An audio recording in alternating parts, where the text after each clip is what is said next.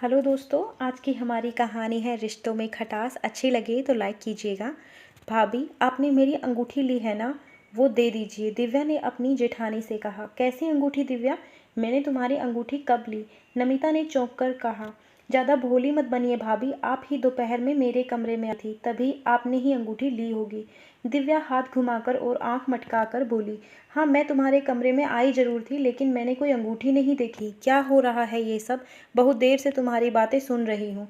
पास में ही बैठी सुषमा जी बोली, मम्मी जी आज दोपहर में भाभी मेरे कमरे में आई थी और इन्होंने वहाँ से रखी मेरी अंगूठी ले ली है और जब वापस करने के नाम पर मुकर रही हैं। दिव्या ने सास से जेठानी के खिलाफ बोलना शुरू कर दिया।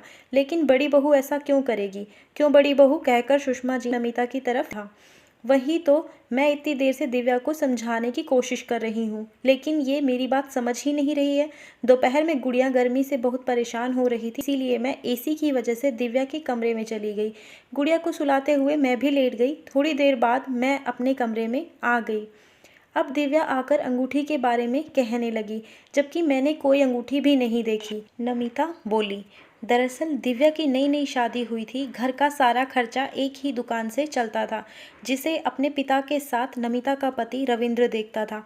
छोटा भाई सुयश अभी अपनी नौकरी की तलाश में था। अब एक दुकान से पूरे घर का खर्च भी चले और पूरे घर के ऐशो आराम के खर्चे भी हो जाएं, इतनी आमदनी नहीं थी। इसीलिए दिव्या के कमरे में एसी लगवा दिया था।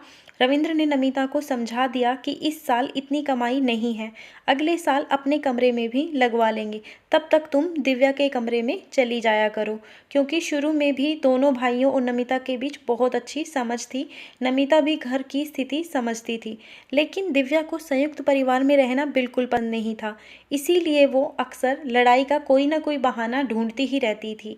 आज उसे ये मौका मिल गया था। अब नमिता के पास तो अंगूठी थी नहीं, तो मिलती कहाँ से? दिव्या भी अपनी जिद पर अड़ी रही। सुयश ने भी उसे बहुत समझाया, लेकिन वो नहीं समझी। उस दिन से नमिता ने दिव्या के कमरे में जाना छोड़ दिया। उसे कितनी भी गर्मी लगती, लेकिन इसे नियति का खेल समझकर समय काट रही थी।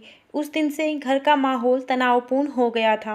रिश्तों में बीच में कई छोटी छोटी बातें बड़ा रूप ले लेती हैं, ये सुना था और आज अपने घर में सुषमा जी ने देख भी लिया था।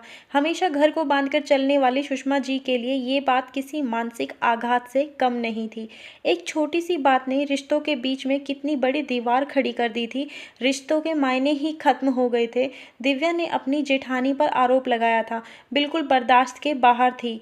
जो कल तक इस घर में कभी भी नहीं हुआ था, वो आज हो रहा था। ऐसा ही माहौल रहा तो आने वाले कल में घर का क्या हाल होगा, क्या माहौल होगा? सुषमा जी ने फैसला कर लिया। उसी दिन सुषमा जी ने सुयश और दिव्या को घर का ऊपरी हिस्सा रहने को दे दिया और नमिता अपने सास ससुर के साथ नीचे रहने लगी। दिव्या अब बहुत खुश थी। उसके मन की बात पूरी हो रही थी। अब वो अपनी मर्जी के सारे काम करती और दिन भर आराम करती। सुयश इस अलगाव से बहुत दुखी था। एक दिन सुयश इंटरव्यू के लिए अलमारी में अपने डॉक्यूमेंट्स ढूंढ रहा था। अचानक उसे दिव्या की अंगूठी दिखाई दी। सुयश ने दिव्या को आवाज़ लगाई और अंगूठी दिखाकर उससे उसके बारे में पूछा। अंगूठी देखकर दिव्या सकपका गई। मुझे नहीं पता ये कहाँ से आई, झूठ मत बोलो दिव्या, भाभी से तुम्हारी चिढ़ इस कदर बढ़ जाएगी, मैं तो कभी सोच भी नहीं सकता था। तुमने तो मुझे उनसे माफ़ी मांगने लायक भी नहीं छोड़ा। वो मेरी माँ जैसी है। तुम्हारे आने से पहले उन्होंने माँ की तरह मेरा ख्याल रखा। भैया चाहते तो पहले अपने कमरे में एसी लगवा सकते थे, लेकिन उन्होंने पहले हमारे कमरे में आराम के बारे में सोचा। अब चलकर भाभी से माफ़ी मांगो।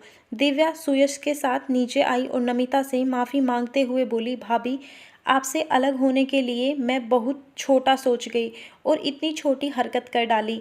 दिव्या तुम उम्र और अनुभव में मुझसे बहुत छोटी हो। मैं जानती थी कि तुम मेरे साथ नहीं रहना चाहती हो, लेकिन उसके लिए तुम इतनी छोटी हरकत करोगी नहीं सोचा था। तुम्हें नहीं पता तुम्हारी इन छोटी छोटी बातों का रिश्तों पर क्या असर पड़ता है। अब तुम अलग ही सही हो।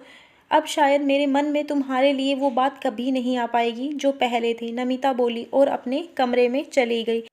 दिव्या ने सुषमा जी के भी हाथ जोड़े, लेकिन अब क्या हो सकता था जब चिड़िया चुग गई खेत। भले ही सब कितना भी माफ़ कर दे, लेकिन रिश्तों में एक फांस तो रह ही गई थी। धन्यवाद दोस्तों, कहानी अच्छी लगी हो तो लाइक कर दीजिए, चैनल को सब्सक्राइब करना बिल्कुल मत भूलिए।